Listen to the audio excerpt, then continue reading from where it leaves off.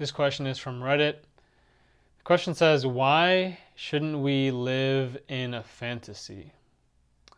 I heard one Buddhist monk say that life exists in the present or nowhere at all, and if you cannot grasp that, you are simply living in a fantasy. And I was wondering why we shouldn't live in a fantasy if it's better than the present and reality. Please leave your thoughts and help. Thank you very much. Okay, so this question comes from the subreddit on Buddhism, and it's actually quite interesting. Even the present moment is not real, according to the Buddha. Now, this is a very deep teaching, so I'll try to be brief as I can. Even the present moment is empty of an inherent existence. It is dependent on other factors. The present depends on the past, it depends on the future, it depends on the mind. How we experience time depends on the mind. So even the present moment is not a solid thing that we can say exists independently from other factors. This is a mistake that many people often make. And we have this sense that we exist over here, like I exist here, you exist over there, or the world, the external things exist over there, separate, and all of this is wrapped up in time. Right? So there's a sort of tripod that's built here. And what is at the top of this tripod? Suffering.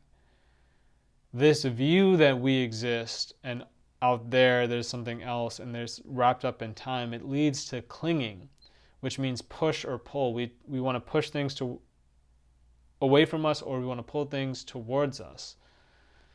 And this actually leads to this whole mass of suffering. So I would say it's not that the present moment is real and everything else is fantasy. All things are dependent on the mind. And a way that's like a practical way of looking at this is that all things are dependent on ways of looking, which means that there's a lens that we're using to view the world, to view our experience. And that lens includes our preferences, our likes or dislikes. It includes our level of attention, our intentions, how strong those intentions are. With our minds, we concoct the world. We fabricate the world in our experience. So when one starts to approach this teaching of emptiness and they start to deepen in it, it gives them a lot of freedom, including it gives them the permission and the freedom to play with perception. In fact, you could talk about all of the Dharma, all of the teachings and meditation itself as playing with perception. Playing with perception. So you can include elements of fantasy and what's called imaginal practices within your practice.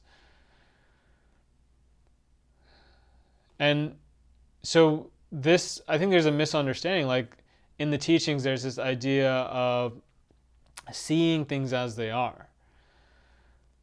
And sometimes we think that means, that's something like bare attention. You can see things as they are through mindfulness, through focus, without adding in your thoughts. But this is not really what the Buddha is talking about. To see things as they are is to actually see nature, the basic nature of reality, which is emptiness, according to the Buddha. But emptiness equals there is no such thing as basic reality.